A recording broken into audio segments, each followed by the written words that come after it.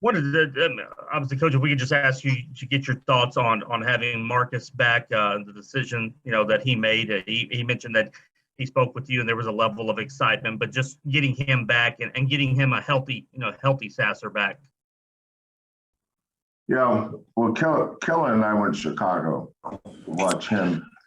We had three guys there. I went not just to watch Marcus. I watched Fabian and Kyler and Marcus. And the game I watched, Kyler, if I'm not mistaken, I think Kyler had 15 or 16 points, 5 or 6 rebounds, 5 or 6 assists. He was in that Orlando workout with Marcus yesterday morning as well. And my feedback from those guys is that Kyler really played good. Fabian was Fabian. But all three of those guys played good. Marcus, Kyler, and Fabian. But we just stayed in touch with Marcus. You don't always have a level of or a professional relation. It's hard to have a professional relationship with the agent because normally there's a conflict of interest there. But Marcus has an outstanding agent. When I say outstanding, that's which is not surprising because that's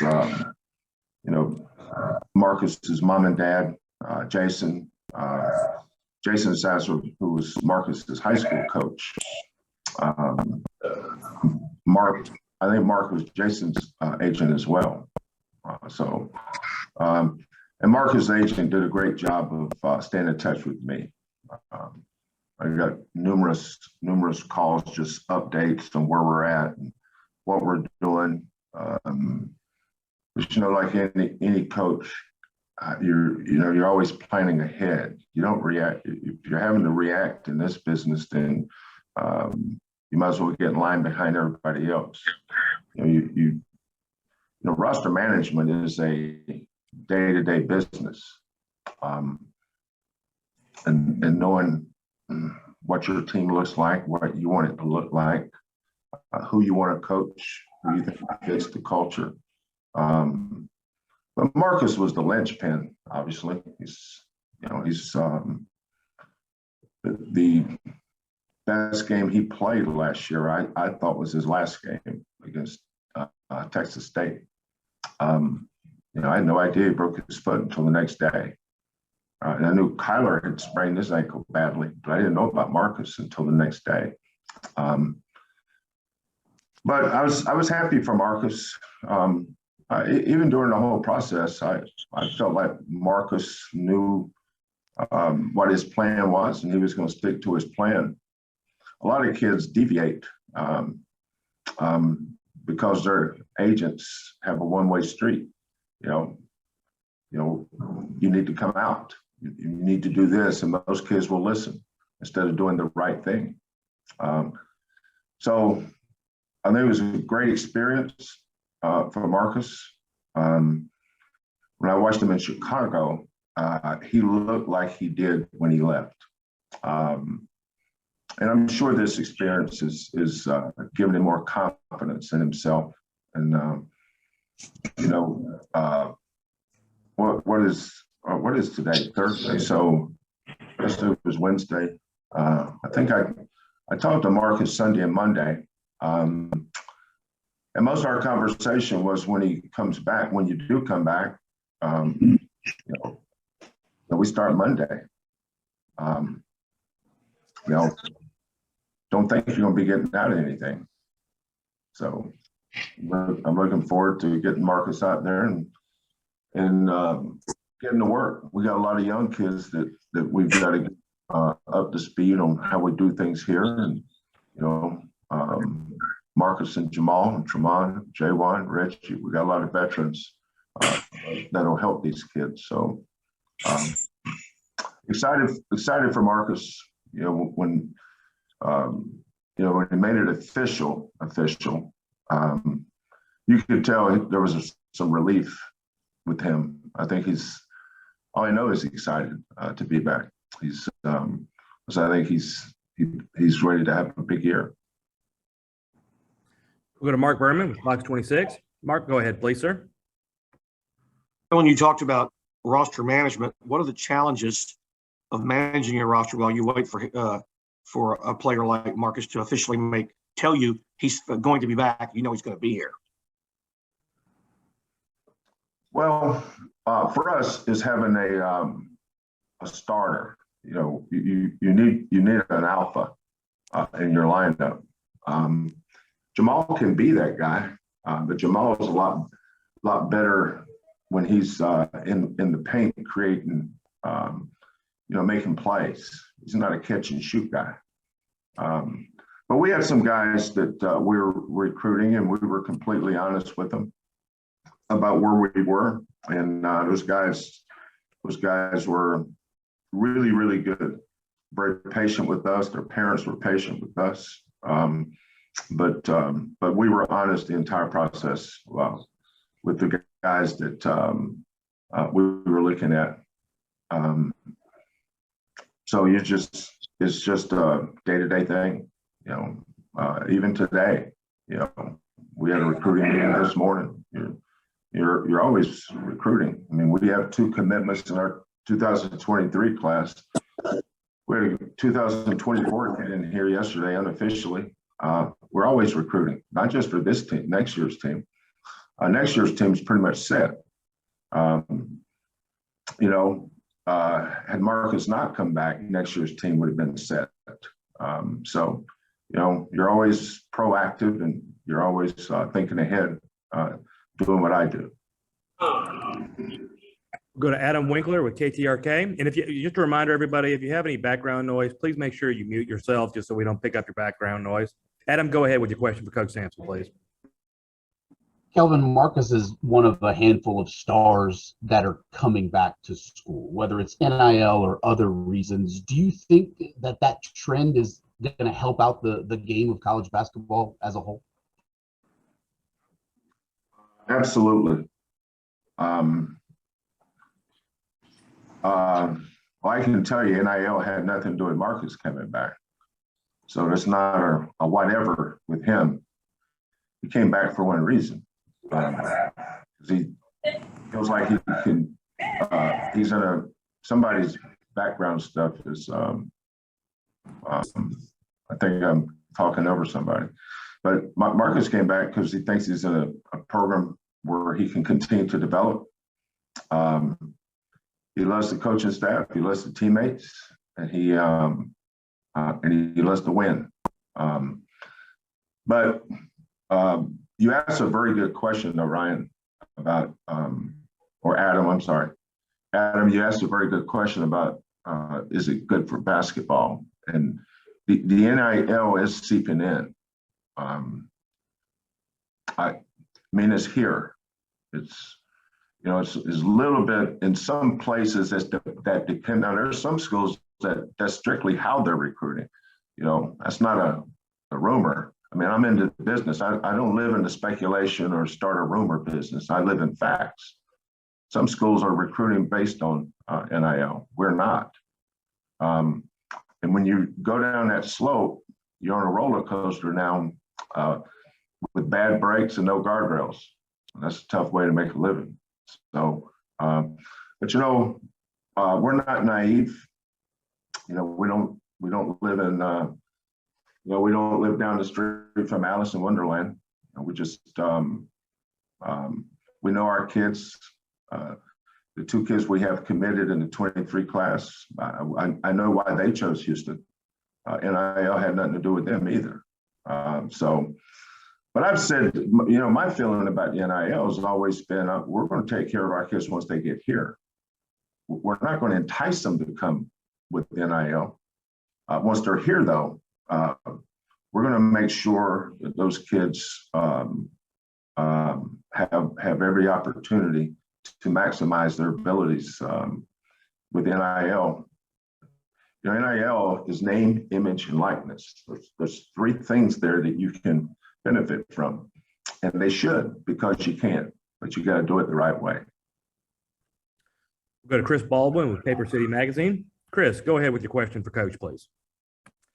Coach, Marcus wasn't a super highly recruited, super, highly ranked recruit coming in, but he seemed to improve every year. Is there, an aspect of his game that you think, he can take the next step in? And he mentioned leadership is something he's excited to provide. Is that part of it?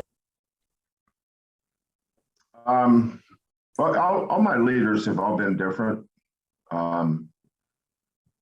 Rob Gray, was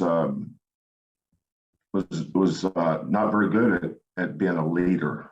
Rob was more of a lone wolf for a long time until he learned how to completely surrender to our culture and how we do things here.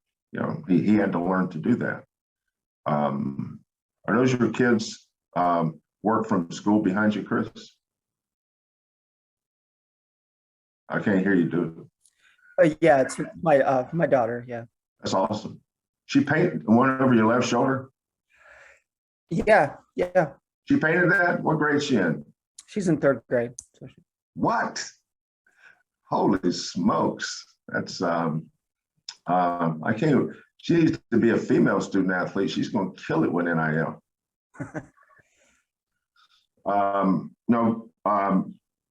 Rob Gray, there's a terrible misconception with leadership that it should come from your best player. It doesn't always come from your best player. Sometimes your best player is not equipped to lead, and that's okay. I've had years where I have no player leadership. I had to be the leader. I prefer the players be the leader, though. But it's not always going to be like that. You don't just assume that this guy's next in line. I think the most leaderless team I've had was the COVID team, because everybody was jockeying for a position somewhere. We kind of had to battle through that year a lot, although we were playing our best basketball at the end of that year. But Marcus has so much respect from his teammates. His teammates really respect him. Jamal's also a natural leader. I wouldn't say Marcus is a natural leader, but people naturally follow him, if that makes sense, because our kids respect him so much. And Marcus is such a hard worker.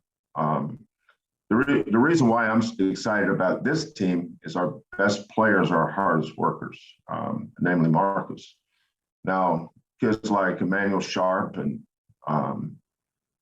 Terrence Arsenault and Jarris Walker, Javier Francis, those young kids like that, Kieran Powell, those guys are blessed to have a guy like Marcus who, when coach gets on him about something or things are getting tough in practice, they just have to look over there at Marcus and be like him. Galen Robinson was like that. Damian Dotson grew to that. He wasn't like that when he came here, but he was his senior year. Once Quentin found his voice, Dejan was a natural leader. Dejan and Jamal have very similar personalities, but they're both alphas. But I can tell Marcus knows, Marcus has a uniquely quiet confidence about him where he thinks he's the best player in the gym. And I'm not going to ever tell him anything different. We'll go to Chris Gardner with Houston Roundball Review. Chris, go ahead, please. Coach, how's Tramon and Mark and Reggie Chaney? They're banged up. I think Reggie was having surgery at some point. How's he doing? Reggie's actually had 2 surgeries. He had one on his hand. He came up, what day was it? He came up to shake my hand. He said, "Coach, I want to shake your hand." He damn near broke my thumb. Because Reggie's got a big hand. He's got a strong grip. But he's had some issues since the season ended with his knee. he'd work out hard for a few days, and then the knee would swell up on him. So yesterday, this morning. I talked to John this morning.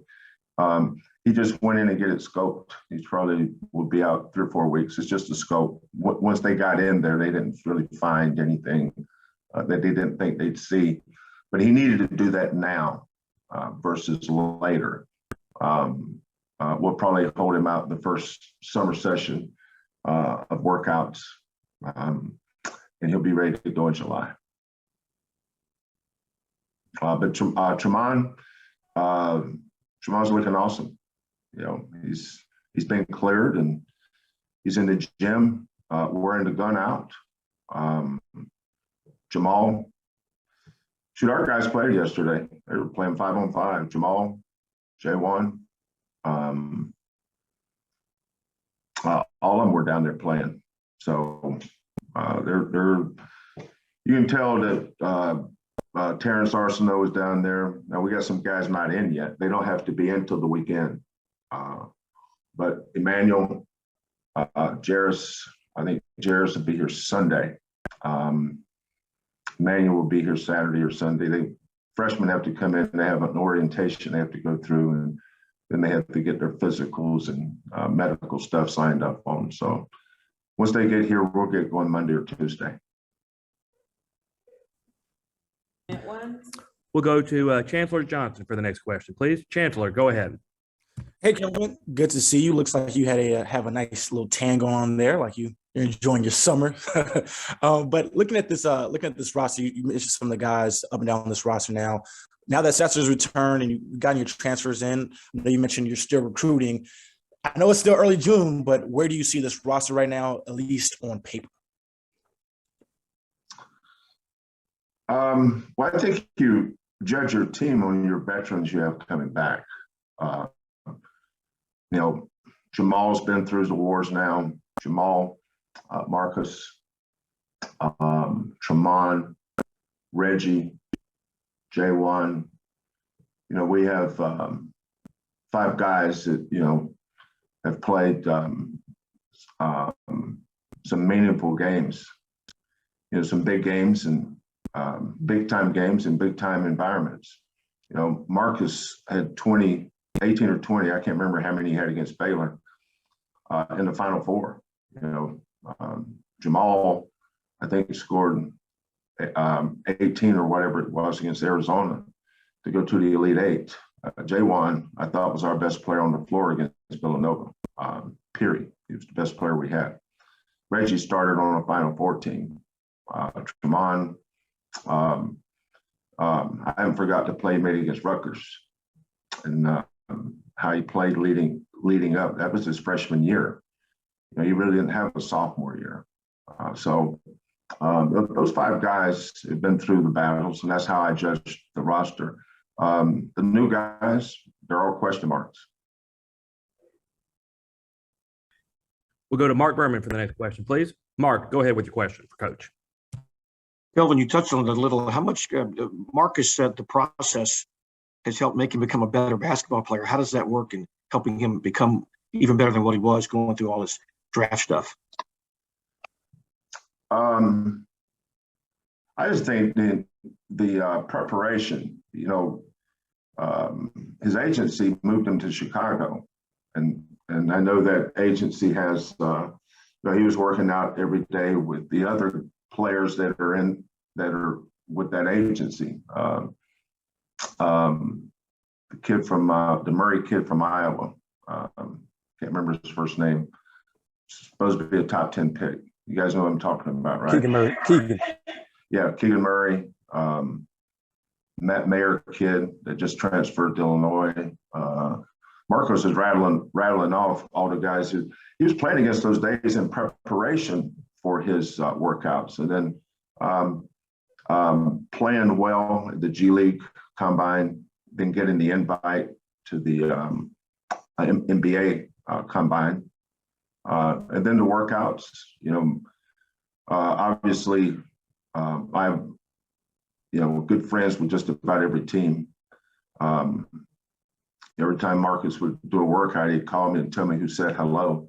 John Horst, the general manager for Milwaukee, was an intern when I was there. He used to take me to the airport when I was flying back to Charlotte. John Horst would take me to the airport. Now he's the general manager.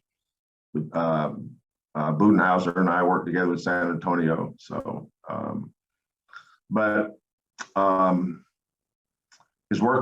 Marcus's workouts in Milwaukee, Orlando, Boston, Chicago,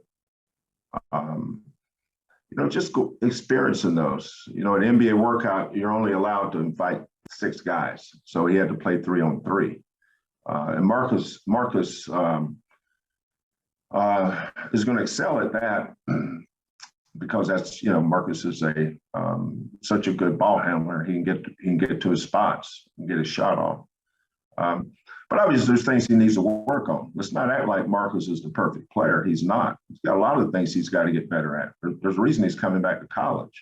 He wasn't projected to be one of the top 30 picks, and he would not have been. That's why he's coming back. So, Marcus isn't a great player. And great is a word that's thrown around way too much. I thought Michael Jordan was great. Let's be careful about how we use that word.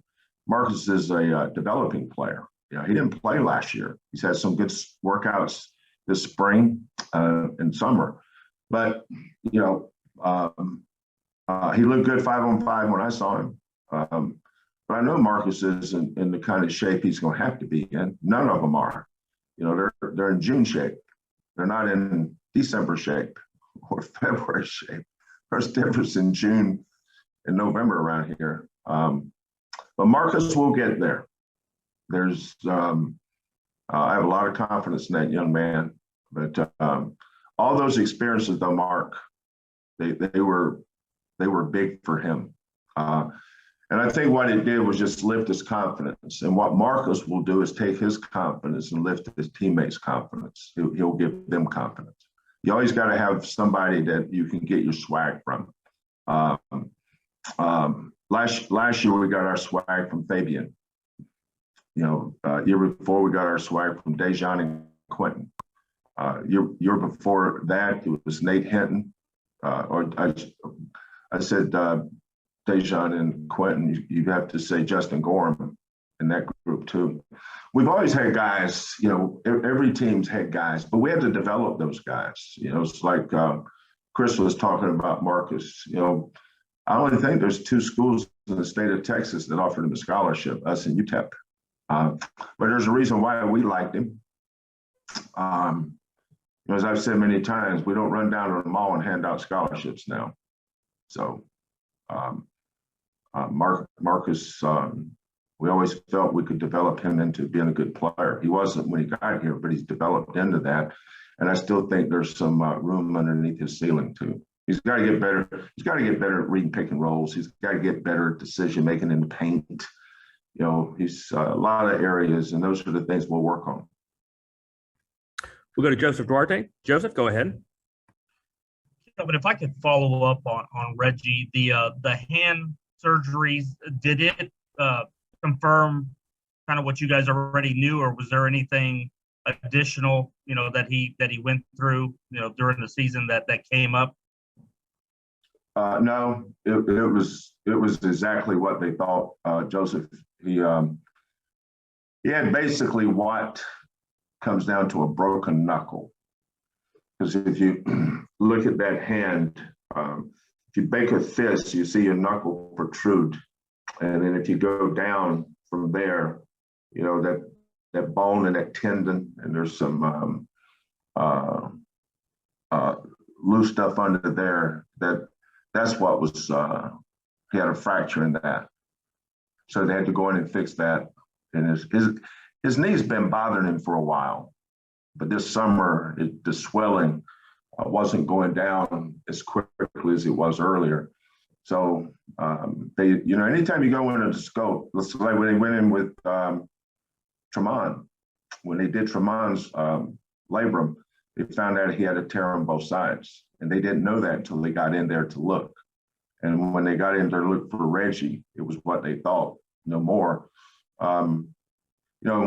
and he had what could have been a 4 to 6 week recovery that they moved it back to 3 to 5 weeks. So it's good. I mean, I look at his surgeries as positives, you know.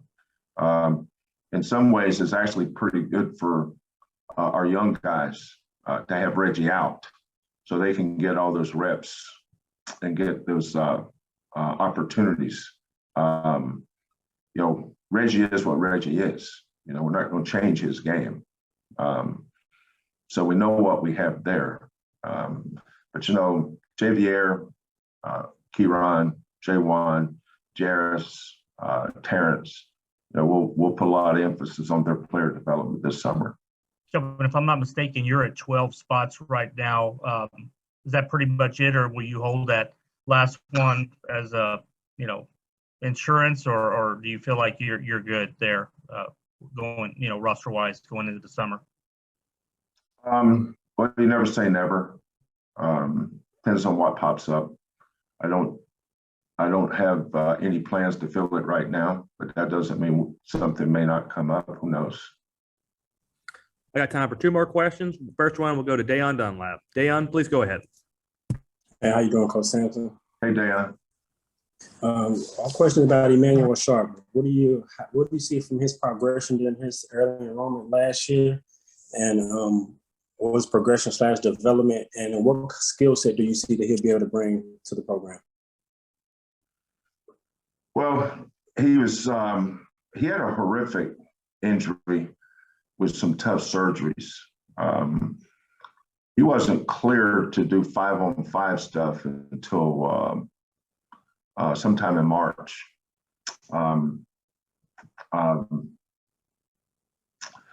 then, you know, on off days for the team, we bring in the young kids that don't play a lot of minutes, i.e., depends on how much Ramon played, but last year was Robbie Armbruster, Emanuel, Kieran, JVA, and we just let him play 2-on-2. And that's where I was able to evaluate him more, just watching him play 2-on-2. He's an offensive guy. Can really shoot it. Knows how to get to his spots. Really good ball handler, big body, guard. Knows how to play, but he's a freshman. You know, I've never seen a freshman be really good until after he gets his butt beat a few times. You know, people that overhype these young men, all they're doing is setting themselves up for disappointment. You know, that's not the way it works. It was number 1 recruiting class in the nation 2 years ago was Kentucky. They didn't make the tournament. And I think Duke was 16-13. I'm sure before the season started, those 2 fan bases were talking about how great they're going to be because look where these kids are rated. You know, look how high ranked they are. We're going to be great. I've never adhered to that theory. I always take it. Obviously, we think these are talented young men. We think we can develop them, but until they develop, they got a lot of work to do. So Emmanuel's no different than Jairus or Terrence. We signed a young man last week, Mylik Wilson. We actually recruited Mylik out of high school, and we liked him, but you know, we just went another direction at the time. But you know, he was a freshman of the year in the Sun Belt. He's had some great games, played for an outstanding coach in Bob Marlin. Was playing a lot with Texas Tech early, and then hurt his knee. Same thing Reggie's got, his meniscus. I can't remember if he had surgery or not, but he's fully healthy now.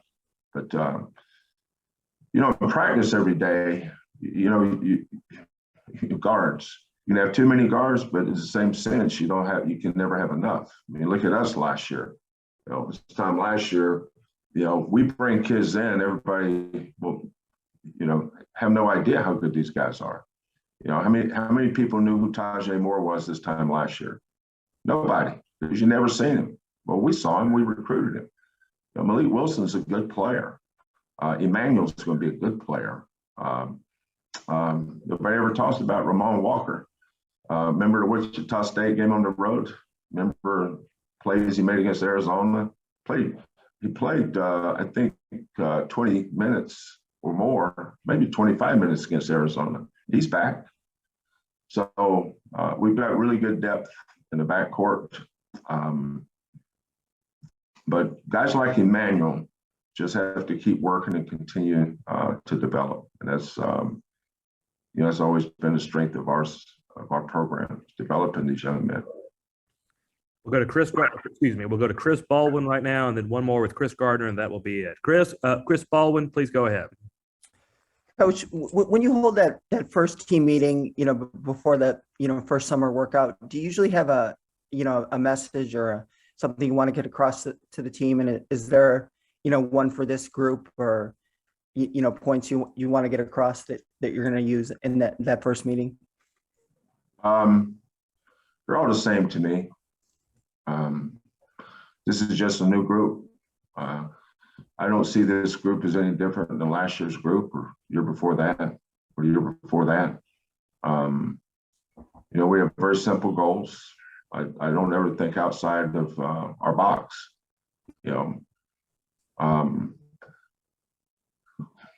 Really, the message in the first group is we have our academic advisor, Angel, comes in. By the way, we had 7 guys with over a 3.0 grade point average last semester.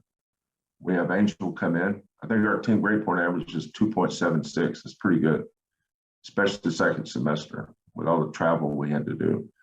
Angel comes in. Coach Bishop goes through our lifting schedule, our conditioning schedule.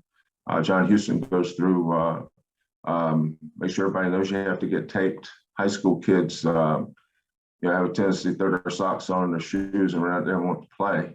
So we have to get taped. We go over how we handle treatment. Getting treatment is never an excuse for being late. Some of them will have their tread run off their tires learning that lesson. So that's usually nothing more than that. I don't have workouts. During the week will be individual workouts, position workouts, shooting, and then I have them one day a week with a regular team workout. But we work in the parameters of our 8 hours. Each summer school session is 5 weeks, but we're only allowed to work out 4 of the 5 weeks. So we'll have them 8 weeks, 4 first summer session and 4 second summer session. But every team's the same to me. Chris, this is 2022-23. I don't think my excitement for this team is any different than it was last year because of the process. We have a process we have to go through to get them to guard, get them to play for each other. Understand when the ball hits the rim is when the game starts here. Sharing the ball, spacing, transition defense. I got a lot of work to do. That's really all I think about. And the last question for the day is Chris Gardner, please. Chris, go ahead, sir. Coach, has all the contracts been signed for the non-conference schedule? All of them? Yes, sir. I'm not sure. I haven't checked on the schedule the last couple of days. It's getting there though. We're working on that. This has been probably the most difficult scheduling exercise we've had.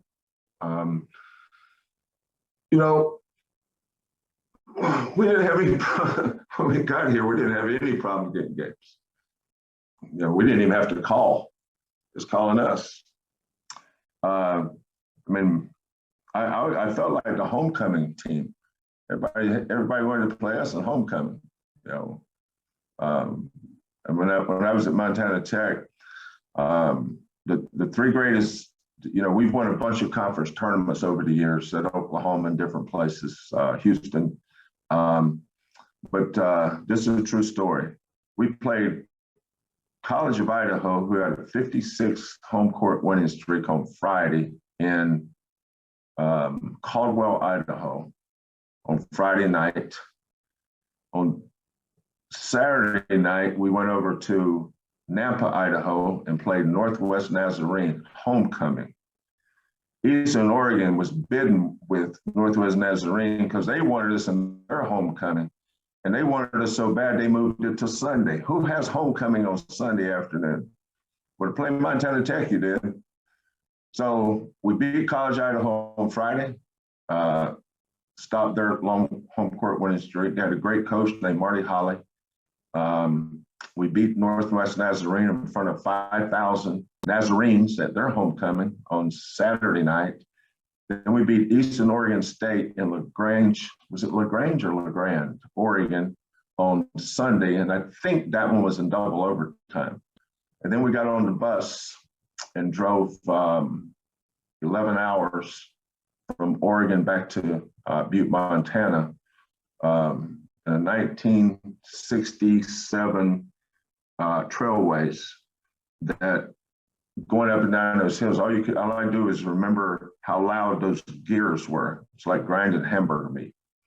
But we went home, and those kids had to get up and be in class at 8 o'clock the next morning. So our first couple years, that kind of reminded me of that. Now we don't play in very many homecoming games, and the scheduling is tricky. Toughest thing for us this year has been getting the right MTE, but scheduling, works itself out. We always have the right schedule. You know why it's the right schedule? Because we did it. Coach, if you're okay, I got time for one more question. This will be it. It'll be Joseph. Joseph, go ahead, sir. Well, Kelvin, I was going to ask you about the MTE. You'd be surprised how these juicy schedule nuggets move the needle among your fan base. Is there anything that sort of has floated out there that you can share in terms of any other non-conference game, maybe who you're opening against, or just anything that is done that you can share with us? No, only because I don't know what contracts are in. I think they're in. I mean, when we we have a board that we work our schedule on. If they're in a certain color, that means the contracts are in. If they're another color, that means they're pending. And that means they're in Pesman's office up there somewhere. But we're getting close. We're going to have 13 games. As long as you have 13 games, I don't overevaluate any of it. But I'm pretty sure I just don't want to overstep my bounds and say something I shouldn't say.